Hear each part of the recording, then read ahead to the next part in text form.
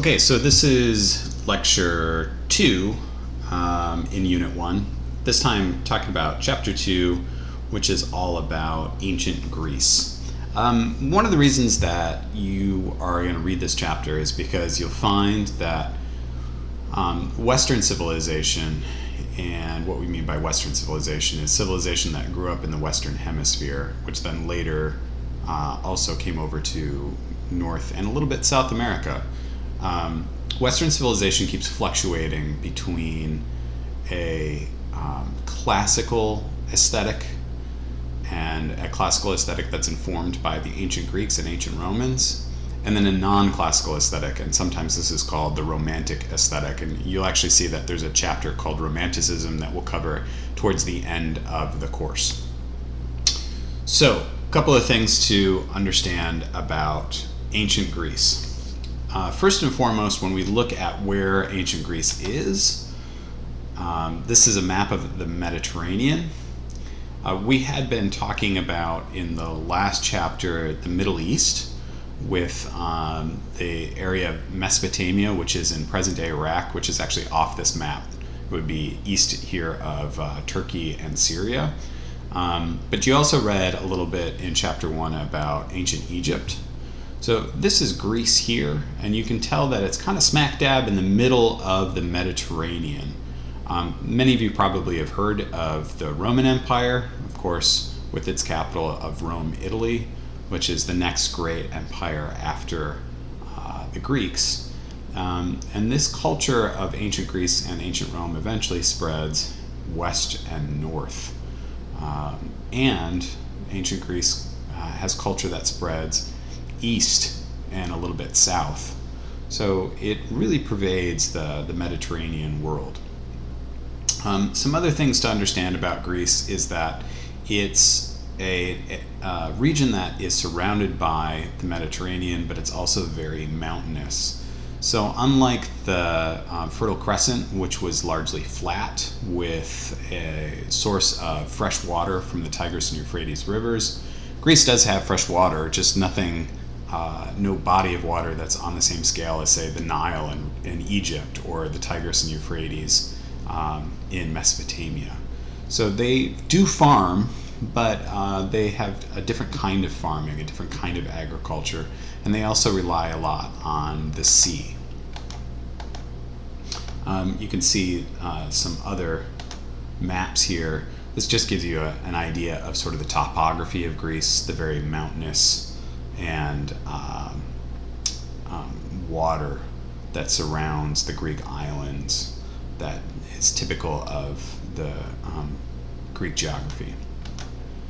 And then finally, this map down here is to show you that what we talk about as ancient Greece is actually a collection of city-states, which some of them are no bigger than what we would call a village today. I mean, Athens here in the middle is actually the capital of Greece today, and one of the more powerful city-states of ancient Greece that you read about in chapter 2, but at its height it only had about 300,000 people. So it's not giant. I mean, I think the city of Rockford, Illinois is bigger in terms of population than Athens, Greece in the 5th century BCE. So we're not talking about huge cities like Chicago, Los Angeles, New York, Tokyo, Beijing, nothing like that. But we also have to keep in mind that the human population doesn't reach 1 billion until the beginning of the 20th century, so around the year 1900. So we're about 2,500 years away from that. Another thing to point out is that the Greek city-states include all of these islands that stretch between Greece and what is present-day Turkey. At the time, though, present-day Turkey was controlled by the Persians, which are the sort of arch enemies, the nemesis, or nemesis, go with whatever plural you like there, of the Greeks. So what actually unifies these different city-states? They don't have like a single king. There's not a centralized government, but they do have a similar culture. So they all speak a similar language. they all have similar religious beliefs, and they all have similar philosophy and ideals.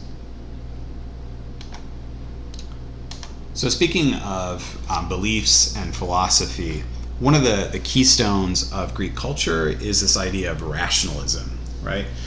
So as you can see, rationalism is the idea that reason is the chief source and test of knowledge.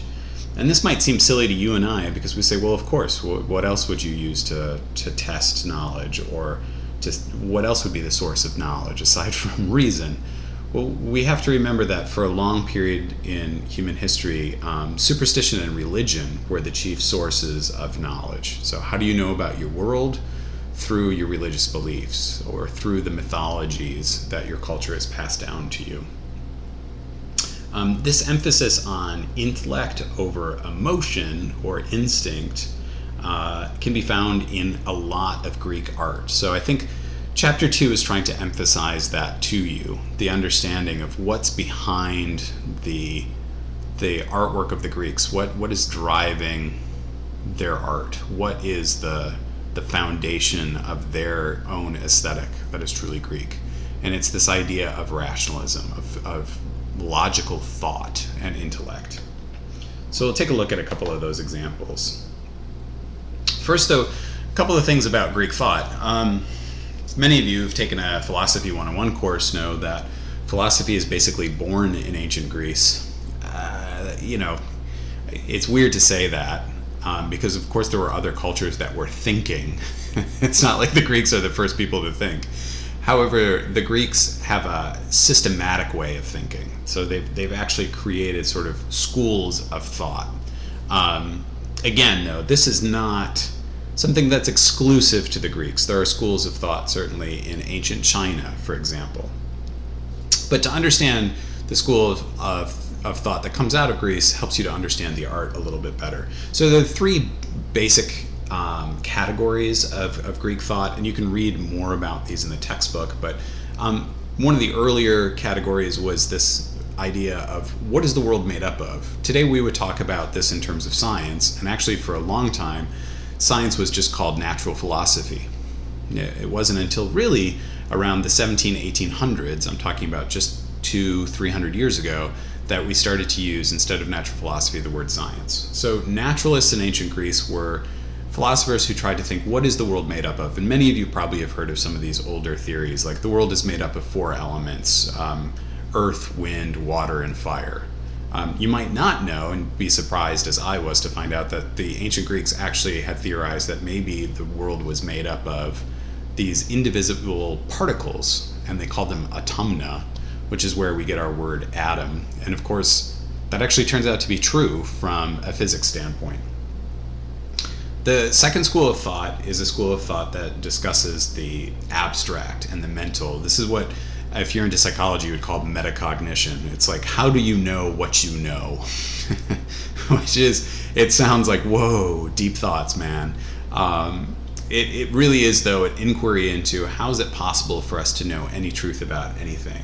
And so Plato, for instance, has this concept where he talks about ideal forms, that this world that we perceive through our senses is actually all an illusion, and it's just a very bad illusion, a bad representation of these ideals. And these ideals, though, only exist in your mind. And so what you see with your eyes, like the tree outside, it's a tree that you recognize because in your head you have an ideal form of a tree.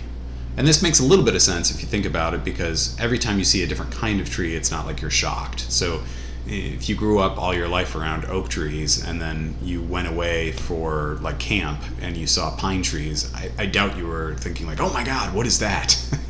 you recognize that it was a pine tree. How do you recognize that according to Plato? It's because you have this theory, or this ideal tree rather, in your mind already, that all trees are just expressions of. Okay, and finally, one of the last concepts or categories of Greek thought is ethics. And I'm sure most of you are familiar with this. This is the study of morality, the study of what is right and what is wrong. How ought we to act? You can check out this video on 8-Bit Philosophy. I have a couple of these in the Prezi, which They're just very brief videos. I think they're kind of fun.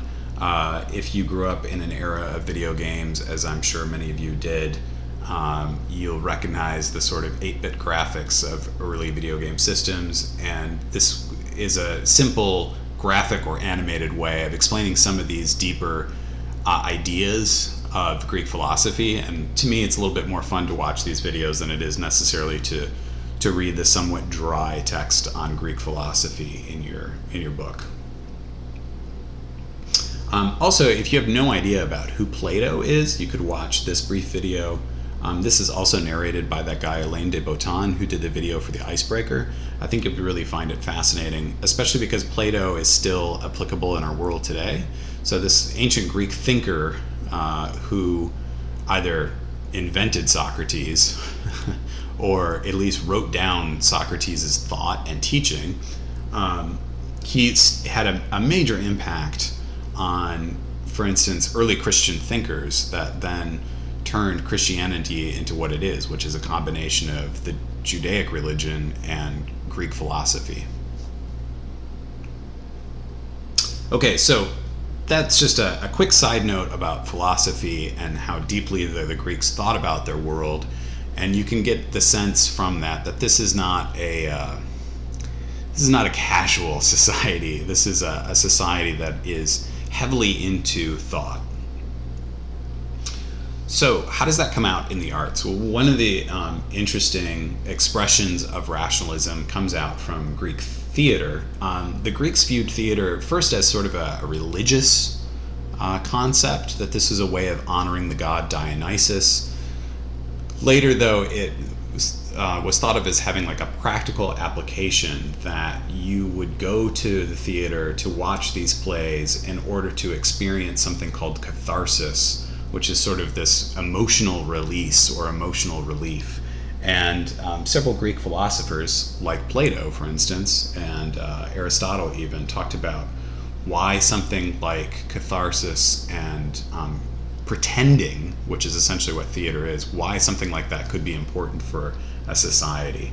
Many of you have probably heard of the famous play by Sophocles called Oedipus Rex, or Oedipus the King. If you don't, it's considered like one of the first detective stories. Of course, the detective is Oedipus, who also turns out to be the criminal, which is an interesting twist.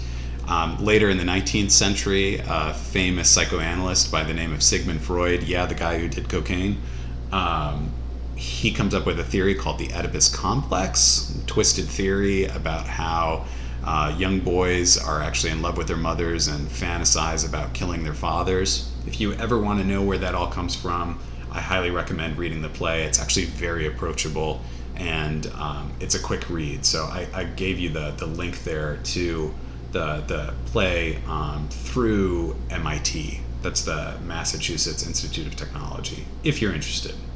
You're not going to be tested on that. That's just a little bit of additional knowledge, again, if you're curious. Okay, so going back to philosophy for a second, one of the natural philosophers was this guy named Pythagoras, who was thinking about what is the world made up of. Remember, naturalism is what is the world made up of. Ethics is how should we act, what's right and what's wrong. Pythagoras thought that the world was made up of number, of math. And essentially that math was the language of the universe. That's what created the universe. If you find yourself to be more of a secularist today, maybe an atheist, maybe you believe that there is only the working out of nature in this universe, you are probably going to recognize something of yourself in the theories of Pythagoras. So if you've never heard of Pythagoras before, I'm guessing you've probably heard of the Pythagorean theorem, which is the theorem from geometry class, a squared plus b squared equals c squared. It's the way of figuring out the length of sides of a triangle. Turns out that's actually not. Just a few years ago, there was research that came out that said that that's not actually Pythagoras' theorem, that theorem came from the ancient Mesopotamians, but hey, maybe Pythagoras had good PR. Anyway, if you don't know anything besides that, or have never heard of this guy, there is this goofy video from Disney. I'm not trying to say anybody's stupid or that we're being childish in this class, but it actually does a fairly decent job, go Disney, of explaining a little bit about Pythagoras and the workings of math in aesthetics, and what we find aesthetically pleasing might have a mathematical explanation. So check out the video. Just watch from 2 minutes 48 seconds through to 13 minutes. So what is that? All of 10 minutes of watching Donald Duck. You'll get a very good basic understanding of math and its connection to aesthetics in ancient Greece according to Pythagoras. So why is that important? Well, that video is going to explain to you a little bit about what's called the golden section or golden ratio, which was this mathematical ratio discovered by Pythagoras. The theory is that he discovered this first in music, and then also discovered that this ratio existed in the human body. And so he was trying to figure out, like, why do we think that why are some bodies more beautiful than others? And his theory was that the more often you had these ratios of parts to other parts that expressed a 1 to 1.618 relationship, then most likely you had a more beautiful body, and that more people would agree that your body was beautiful. Modern science today actually has done some research into this.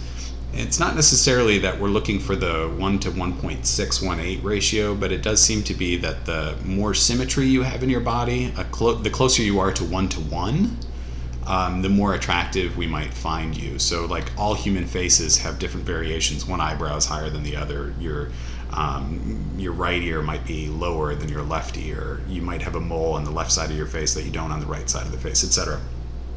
So we all have these differences. Nobody has a perfectly symmetrical face, but it seems that the closer you do have a symmetrical face, the more likely you are to be assumed to be beautiful.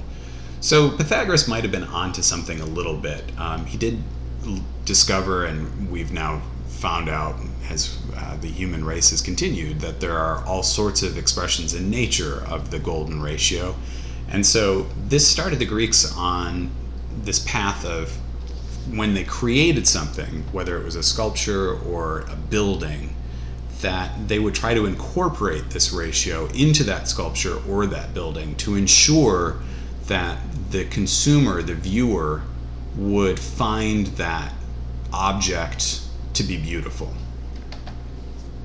So, good example of this is the famous building, the Parthenon. This is what the Parthenon looks like today in ancient Greece. This temple that was built to honor Athena Parthenos, who is the patron goddess of the city-state of Athens. Originally, the Parthenon probably looked something closer to this when it was first completed. It actually did have interior walls and a full ceiling. It also had multicolored sculptures on the front, as you can see here, and it was entirely made out of marble. So when it was first constructed, the parts that weren't painted would be a brilliant white.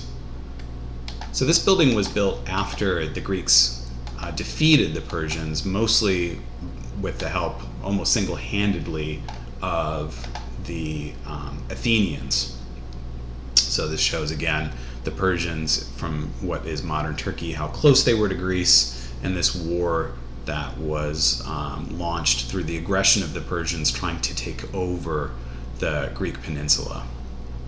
So after the Greeks defeated the Persians, the Athenians felt like they were pretty awesome, and their Acropolis had been largely decimated by the Persians. And so in rebuilding, one of the things that they included was this large temple to honor Athena, who they believed had helped them through or to victory.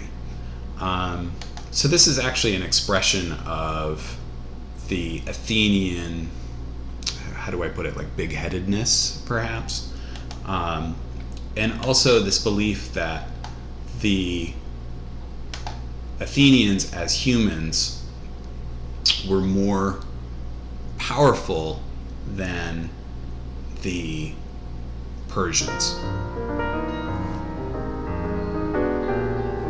We're in the British Museum, and we're looking at the frieze that went around the Parthenon. Not exactly on the exterior of the Parthenon. Inside the porch, basically. They're carved. So you should watch this video. I'm just stopping it there so that you can get some more information about these pieces of sculpture that have survived from the Parthenon, what's called the Parthenon frieze, F-R-I-E-Z-E, that show scenes like these where we can see human figures who are battling these mythological figures, these centaurs, and that the human figures are winning. Centaurs are supposed to be like half man, half horse, and they're driven by their instincts. They're supposed to be very like lustful, randy animals, and that it's the humans who end up winning because they're not beasts. So what separates us from animals is our ability to think. The Parthenon is supposed to be an expression of this ability to think and this idealism that we can create a form that's as close to the perfect form by using our rational intellect, by doing things like incorporating that golden ratio. Another, actually, sorry, I went backwards there. Another kind of interesting thing about the Parthenon and this idea of idealism is this weird issue of what's called entasis. As you're looking at the steps on the Parthenon, what you'll notice is there's a curvature here. The floor of the Parthenon is actually not even. It rises by about 3 inches in the center, and you can see that rise here. And this is just a graphic representation that sort of shows you these distortions. You'll notice the columns are also not equal in width, and the roof also has a curvature to it. For a long time, researchers had no idea why that might be. The theory today is that those sort of distortions were built in because when you're at a distance from the Parthenon, you don't perceive the horizontal lines as bowing upwards. Instead, what you perceive is a completely straight line. And had they not included the distortion, then it would seem that the floor was actually sagging. So what that meant was that the Greeks had this unbelievable ability to think about how would the human eye and brain distort reality, and so what do we need to do to adjust that distortion so that what we're seeing is a kind of ideal, even though, again, it's not. If you get close enough, you recognize that no, there's all these measurements that are kind of out of whack. But by doing that, it gives this perception to the viewer, especially from a distance, that the building is perfect, that the floor is perfectly flat, that the columns are perfectly spaced, and they're of a uniform width. So in the beginning of the chapter, what Gloria Fierro tries to explain to you is, what is a classic? Why do we call the Greek culture classical? And she goes to some length to explain that classics are sort of standards that survive the test of time. So we talk about, for instance, like classic films. Classic films are films that sort of set up a model by which other films are measured. So, for instance, many of you might be into Star Wars, and you know that the early Star Wars films, like A New Hope that came out in the 70s, kind of set up a standard by which other sci-fi movies, let alone Star Wars movies, had to live up to. What sort of plot conventions had to be used, what sort of effects were going to be necessary, right? Same with like classic cars. Think about like a 67 Ford Mustang. That car set a standard for what an American muscle car should be able to do and look like. And the interesting thing is to see that the Ford Motor Company has actually recently gone back to a similar design in the latest versions of the Mustang, starting in like the early 2000s, right? And especially now, a 2019 Ford Mustang looks a lot like a 67, just a slightly curvier version. But again, it set a standard. So classical culture, especially the ancient Greeks and the ancient Romans, they set a standard by which civilization keeps returning. And to prove that point, I'm showing you here some modern buildings. This is the New York Stock Exchange, obviously a building that was not built in the 5th century BCE, but it borrowed the look of the columns from the front of the Parthenon, as well as the triangular roof structure that's called the pediment that you can see here, with even the pedimental sculptures inside of it. Another modern building that borrows from the classical Greek architectural style is the United States Treasury Department. Again, you can see the columns and the pediment. Another American building that borrowed from the classical style is the White House, with the columns and the pediment, right? Now there's a reason that something like the United States Treasury Department and the White House are borrowing from Greek culture. Part of that is because it's believed that ancient Athens is the birthplace of democracy, which is the style of government, obviously, that we use here in the United States. Literally, democracy means people power. The other reason, though, that a building that was built, the White House is built in the 1800s, is built in this style is because during the late 1700s, the classical style came back into vogue, into fashion. Here's another funny example. This is Soldier Field in Chicago, and this is actually before the recent renovation of Soldier Field. And so you can see, again, the pediment and the columns. Later, of course, there were tiers added to this building to add seating. And for some people, they called this the toilet bowl, and they felt that it actually ruined the classical look of a Soldier Field.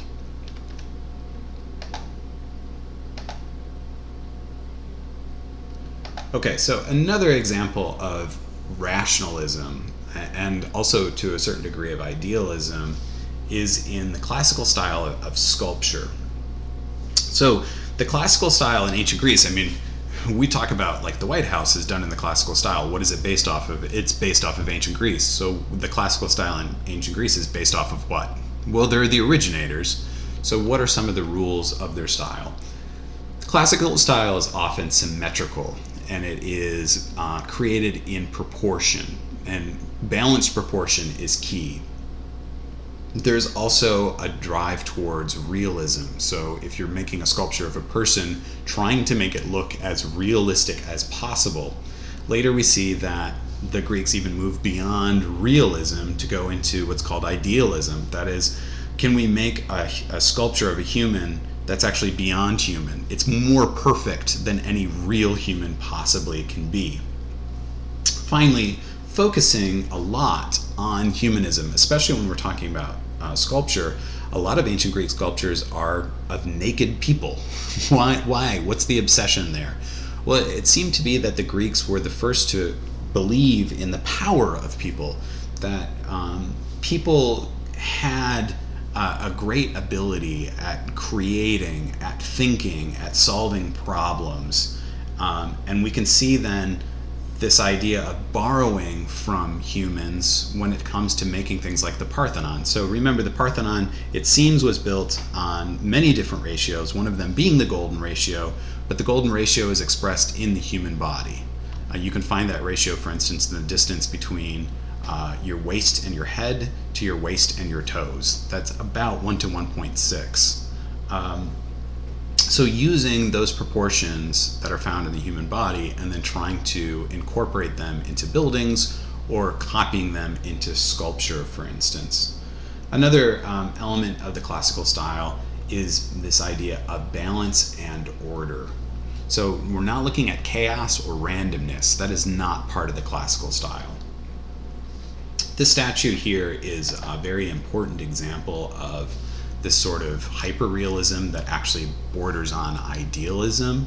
It's known as the spear bearer, or the Doryphorus, or sometimes you hear people pronounce it a Doryphorus. This was actually seen by the ancient Romans when they discovered it as the best example of the male physique. So this is this is the standard by which all other men should be measured. And there are certain things that are not immediately obvious about the statue that are kind of fascinating.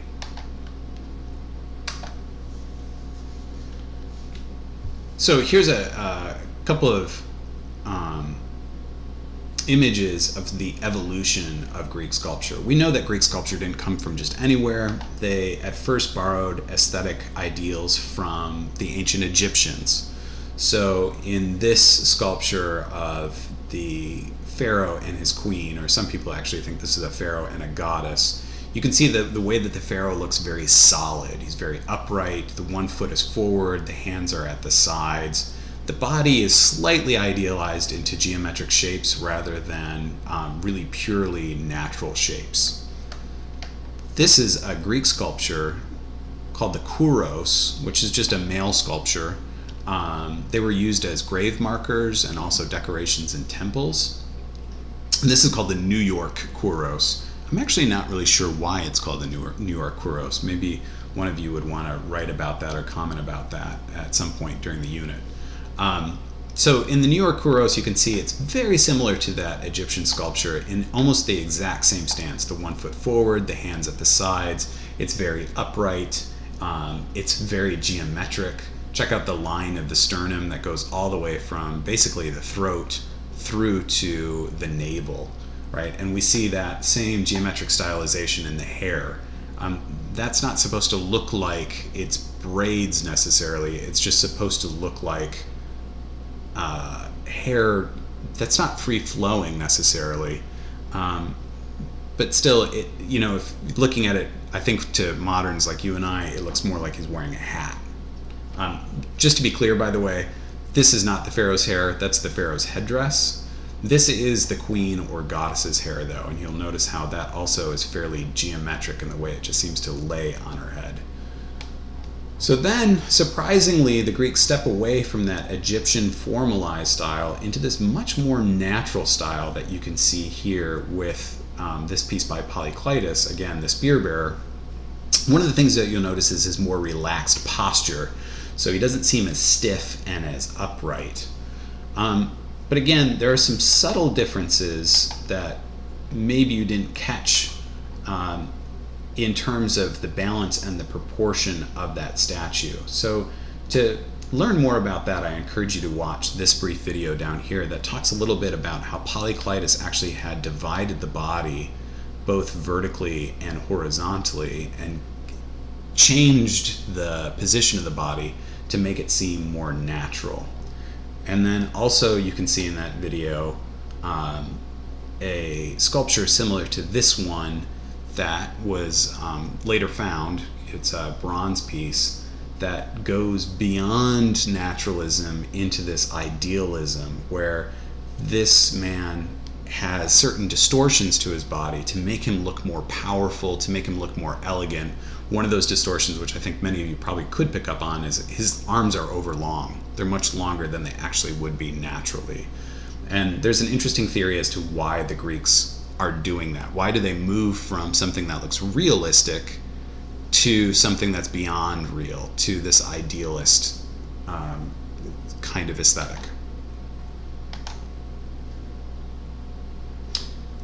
Lastly, what you should know in this video, or rather in this unit, is about the spread of Greek culture, and this spread is known as Hellenism. And this comes from a time period of when Alexander the Great came down from Macedonia, united the Greek city-states which had been warring against one another, specifically Athens against Sparta, and takes the Greek army on a journey east, as you can see, into India. So he spreads Greek culture through Egypt, North Africa, the Middle East, and almost what some would consider the Far East. And that has some major ramifications in terms of spreading the ideas of people like Plato and Aristotle, spreading these thoughts of rationalism, idealism, and certainly we find some of those similar concepts in, for instance, Indian or cultures of what we used to be called the Arabic cultures, where we see an interest in things like mathematics and philosophy. So again, these are just the highlights of Chapter 2. It's really important that you read through this on your own, and I hope this gives you some pointers on what to focus on, things like the classical style, idealism, rationalism, and how those philosophical concepts found their way into Greek art. So explore the chapter, explore the Prezi without the voiceover that's posted in the Unit 1 tab, and I look forward to hearing your thoughts about this unit in the Unit 1 discussion.